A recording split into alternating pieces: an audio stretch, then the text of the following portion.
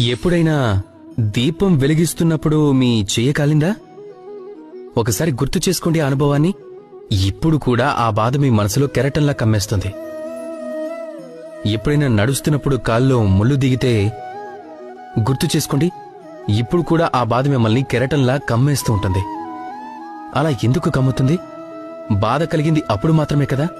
కానీ ఎప్పుడు గుర్తు చేసుకున్న బాధ మీ మనసును ఇప్పుడు కూడా కలవరపరుస్తుంది. ఎందుకని? అలా ఎందుకు జరుగుతుంది? జీవితంలో మనం బాధని ఎప్పుడు అనుభవించినా అప్పటి నుండి ఆ బాధను మనతోనే తీసుకువెళ్తూ ఉంటాం. కారణం ఒకటే, చింత. ఎంత బాధనైనా చింత కలిగించినంత కష్టాన్ని, వేదనని ఇంకేదీ కలిగించలేదు. కనుక చింతించడం మానేయండి. చింతను విడిచిపెట్టేస్తే జీవితాన్ని ప్రశాంతంగా గడపచ్చు. మీరు భూతకాలం, భవిష్యత్తు కాలాల గురించి చింతించడం మానేయండి. వాటి గురించి ఆలోచించడం మానేయండి.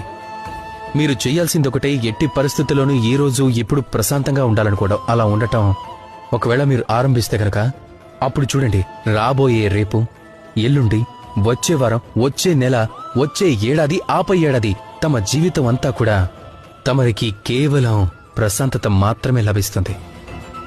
అందుకే చింతించడం అని ప్రశాంతంగా ఉండండి. రాధాకృష్ణ.